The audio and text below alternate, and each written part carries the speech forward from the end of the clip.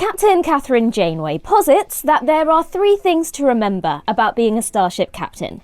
Keep your shirt tucked in, go down with the ship, and never abandon a member of your crew. Arguably, however, there is a 4th requirement for the role: the ability to deliver the wisest and most powerful of speeches at the drop of a hat. And this is an ability that Voyager's captain certainly exhibits throughout her command. Being stranded in the Delta Quadrant means that morale and positivity were in constant need of replenishment, and principles often needed reinforcement. Captain Janeway has a knack for both, raising the spirits of her crew when they needed a beacon of hope, and reminding them of their codes of conduct as both Starfleet officers, but also as human beings, among other Alpha Quadrant species, when they might waver. Played with such integrity and emotion by Kate Mulgrew, Captain Janeway's humanity and authority is never stronger than when she stands tall and delivers an almighty speech. So let's take a look at some, shall we? I'm Ellie for TrekCulture, and here are the 10 greatest Captain Janeway speeches. Number 10, set a course for home, Caretaker. A lot was riding on the success of Voyager's pilot, Caretaker.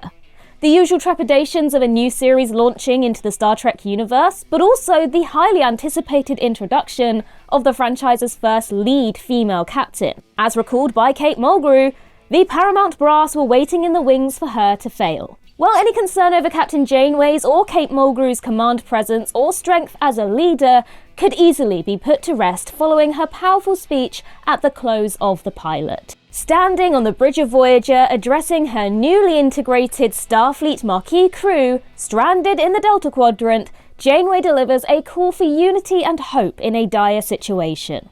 We're alone, in an uncharted part of the galaxy. We have already made some friends here and some enemies. We have no idea of the dangers we're going to face, but one thing is clear. Both crews are going to have to work together if we're to survive. This speech highlights Janeway's determination to succeed and instills optimism in her crew from the very beginning, and also reassures the audience that she is more than capable of achieving everything that her male counterparts would, maybe even more. Closing the episode with the phrase that becomes her entire drive and focus for the ensuing 7 years: somewhere along this journey, we'll find a way back. Mr. Paris, set a course for home. Number 9, who are we to swoop in, play God, and continue on our way? Prototype. Although towards the latter half of their journey, Captain Janeway became slightly more flexible in her stance towards following certain Starfleet protocols, she always aimed to adhere to the rules, especially in the first few years. Navigating the Delta Quadrant resulted in many encounters with new species and worlds, and so the Prime Directive was crucial to their proceedings. Janeway was steadfast in instilling the principles of Starfleet to her crew, even if it meant disappointing them. And this was exactly the case in Season 2's Prototype, when B'Elanna Torres requested permission to aid a sentient robot in developing a means of reproducing. Captain Janeway sympathises with B'Elanna's scientific curiosity and her compassion to help a dying race, but reminds the engineer of the reasons behind the Prime Directive. We know almost nothing about these creatures or the race that built them. What would be the consequences of increasing their population both to their own civilization and others in this quadrant? Who are we to swoop in, play God, and then continue on our way without the slightest consideration of the long-term effects of our actions? The ending of Prototype would serve to emphasize Janeway's words, with the revelation that the automated units would have actually waged further war within the Delta Quadrant had B'Elanna aided them in their task. Number 8, even in the name of scientific progress, scientific method. Season 4's scientific method saw Captain Janeway push to her limits, with Voyager under covert invasion by the Sravani, who are conducting various scientific experiments on the crew. For Janeway, this consists of several needles piercing her skull, a continuous increasing of her dopamine levels, and the triggering of various aggressive impulses in order to observe her restraint. Once the crew have detained one of these scientists, the captain is appalled by her nonchalant attitude towards the painful consequences of their actions, stating that these experiments are necessary for medical progress and that the test subjects are essentially collateral damage.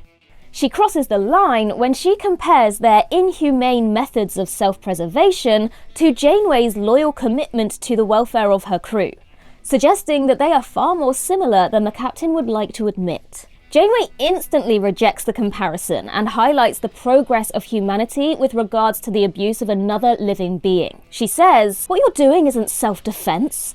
It's the exploitation of another species for your own benefit.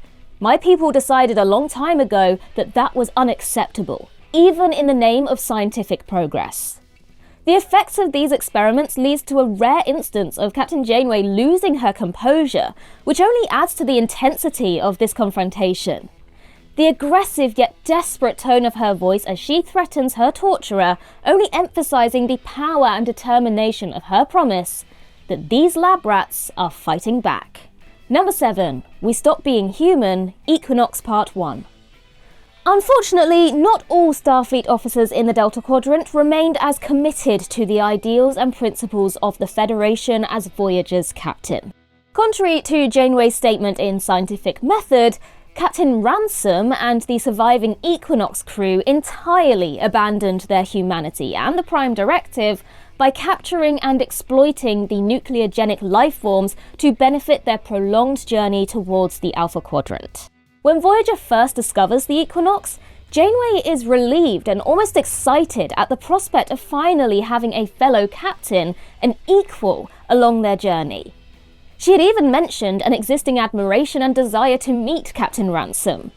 And that is why her sense of betrayal and disappointment is so strong when she discovers the true nature of the Equinox's progress through the Delta Quadrant. Throughout Voyager's journey, Captain Janeway has always maintained that the principles of Starfleet be upheld, and her discovery that another Starfleet captain could abandon them so quickly in favour of an easier solution breaks her. During her confrontation with Ransom, he questions how he was expected to ignore such salvation, to which Janeway still recites those principles, saying, "By adhering to the oath you took as Starfleet officers to seek out life, not destroy it." In response to this perceived lecture, Ransom notes how it was much easier for Janeway to cling to principles when her ship and crew are in a much healthier condition than his own. But Voyager's captain maintains her stance on the matter, and chastises Ransom even further by reminding him that it's not about ease or protocol, but the basic nature of humanity. It's never easy, but if we turn our backs on our principles, we stop being human. Number 6. Part of becoming human is learning to have compassion. Pray. Sticking with the theme of humanity, Captain Janeway spends a great deal of Voyager's journey teaching 7 of 9 the complexities of becoming human. While the former Borg is often resistant in her learning, one such instance saw her question her mentor's motives and even refuse to follow orders. Season 4's Prey saw the Voyager crew cross paths once again with a member of Species 8472. This time, however, the creature is injured and vulnerable after being hunted and attacked by the Hirogen. Captain Janeway takes pity on the alien and decides to help send it back to fluidic space. 7 of 9, on the other hand, is unnerved by it, with Species 8472 being the only true enemy of the Borg. Janeway asks 7 to open a quantum singularity for them to send the creature back home. 7 refuses. The captain sees this as an opportunity to teach her protégé another lesson about humanity. "I realise it may be difficult for you to help save this creature's life, but part of becoming human is learning to have compassion for those who are suffering, even when they're your bitter enemies." She then goes on to tell 7 about an incident when she was a lieutenant during a Cardassian border conflict. She describes how she was ordered to aid a wounded Cardassian, and the reluctance that she felt at being asked to risk her life to help someone who would not return the favour. The pride in her revelation that this act meant more to her than the overall victory of their mission highlights Janeway's moral code and compassion, advising 7 that a single act of compassion can put you in touch with your own humanity. Number 5. You can use logic to justify almost anything. Prime factors. While Captain Janeway always strives to uphold the rules and stay true to her principles, that doesn't mean that she finds it easy. She often finds herself faced with difficult decisions that put her two most valued objectives at odds: to get her crew home safely, but to also maintain the ideals of Starfleet. In these moments of personal conflict, Janeway relies on the loyal yet logical counsel of Tuvok. His Vulcan mindset often helps her to separate her personal and professional connection to a situation, while his long-standing friendship with Catherine allows for a deep level of trust between the pair. Season 1's Prime Factors shows a breach in this trust, however. With the Sicarians possessing technology that could send Voyager much closer to home, but their own version of the Prime Directive prohibiting their use of it, Captain Janeway is faced with a dilemma: deny her crew an opportunity to get home, or ignore the planet's rules, thereby compromising her principles. Tuvok took the burden off his captain by securing the technology himself behind her back, later stating that it was only logical for someone to spare her the ethical dilemma. Now, although this was an act of loyalty, it disturbs Janeway that her trusted moral compass has betrayed her. Even here, we see Voyager's captain facing an internal battle. The unshed tears threaten to fall as she must acknowledge the loyalty, yet admonish the insubordinate logic, delivering such a heartfelt reprimand. I realise you made a sacrifice for me, but it's not one I would have allowed you to make. You can use logic to justify almost anything. That's its power and its flaw.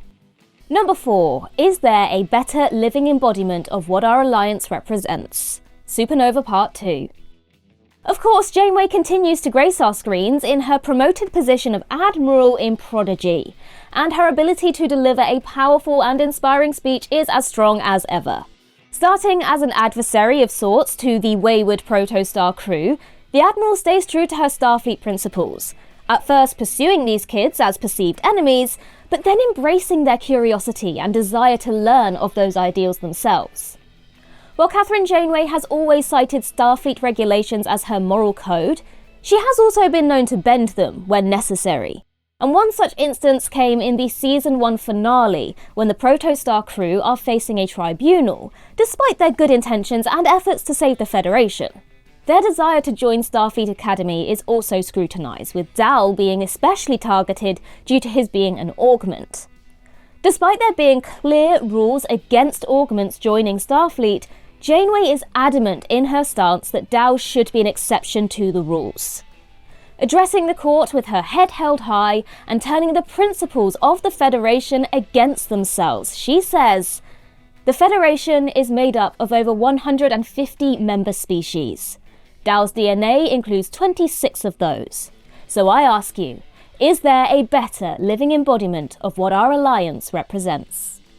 Well, by the end of the episode, all charges have been dropped and all of the kids have been granted some form of acceptance into Starfleet, proving the persuasive power of an almighty Janeway speech. Number 3, the best allies we could have, alliances. As established, Captain Janeway is steadfast in her belief and commitment to the Federation. But those rules can often create conflict when dealing with an unprecedented situation in the Delta Quadrant. Season 2's Alliances opens with Voyager under attack by the Kazon, which ends in the death of crewman Bendera. The Marquis portion of the crew begin to question and criticise Janeway's stubborn upholding of the rules, and challenge her to abandon the Prime Directive and simply give the Kazon the technology that they desire. Unwilling to break those rules, the captain does begrudgingly agree to propose an alliance with a faction of the Kazon.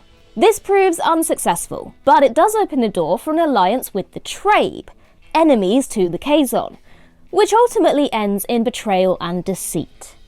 Janeway is outraged by the actions of the Trabe, and Voyager continues its journey under even more threat than it was before. The closing scene of this episode sees the captain address her senior staff, delivering the greatest "I told you so" speech ever. In a part of space where there are few rules, it's more important than ever that we hold fast to our own. In a region where shifting allegiances are commonplace, we have to have something stable to rely on. And we do. The principles and ideals of the Federation. As far as I'm concerned, those are the best allies we could have. Kate Mulgrew's delivery of this dialogue is so powerful. Without raising her voice or losing her temper, Janeway chastises both her crew and herself for even entertaining the idea of abandoning their values, and reinforces the stance that Voyager will hold for the remainder of their journey. Number 2, I made an error in judgment. Night. Now, a great speech doesn't necessarily have to come as a display of positive strength or power or authority. In fact, one of Captain Janeway's finest speeches comes when she is at her most vulnerable. Season 5 opener Night sees Voyager set to be travelling through a desolate region of space labelled the Void for the next 2 years, and the crew are feeling the strain. Captain Janeway is suspiciously absent from the bridge and from briefings, with it later revealed that she has isolated herself away from the crew since entering the Void. Chakotay attempts to gently confront her about it, and is met with a sarcastic yet deflated response, as the captain dismisses his invitation to play Velocity and chastises her decision to destroy the caretaker's array.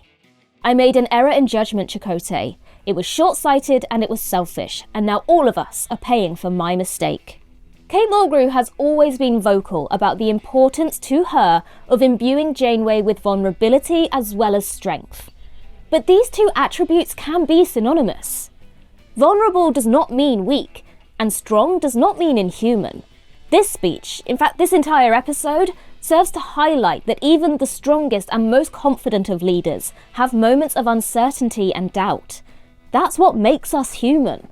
Arguably, the fact that Captain Janeway was able to identify and express her vulnerability only serves to emphasise her strength. It takes great courage to admit when one is struggling, and even greater courage to confront those struggles and accept help from others to do so. Number 1, fear only exists for one purpose: the thaw. Being stranded in the Delta Quadrant means that fear is something felt a great deal on board Voyager. Fear of loss, fear of death, and most greatly, fear of the unknown. But when Season 2's The Thaw sees Captain Janeway come face to face with a literal manifestation of fear itself, she more than overcomes its hold. Janeway enters the simulated world of fear entirely calm and collected, although certainly with an air of disdain for this unyielding being. The entire sequence shows the captain displaying total confidence, and her luring of fear into her trap is phenomenally executed. At first, stroking his ego by acknowledging the positive benefits of the emotion, saying, "I've known fear. It's a very healthy thing most of the time. You warn us of danger, remind us of our limits, protect us from carelessness. I've learned to trust fear." Before then delivering the revelatory blow, "You know as well as I do that fear only exists for one purpose: to be conquered." Not only is this final scene a display of wonderful acting and of the fearless, no pun intended, determination of Captain Janeway, but it also enforces such a significant and strong message to viewers. As well as entertainment, Star Trek strives to encourage, bolden, and reinforce the strengths and weaknesses of humanity, to push its audience into being the best versions of themselves that they can be. And there is no greater message than that of this episode. Fear does not control us. We control fear. And that concludes our list, but don't think for a second that this is the only video we have about Captain Janeway. This is me, come on, hello. So make sure that you also check out 10 things you didn't know about Captain Janeway. I will be very intrigued to know if you learnt something in that video. In the meantime, make sure that you head over to all our social media pages and follow us on all the various places. I hope you have a wonderful day, and remember to boldly go where no one has gone before.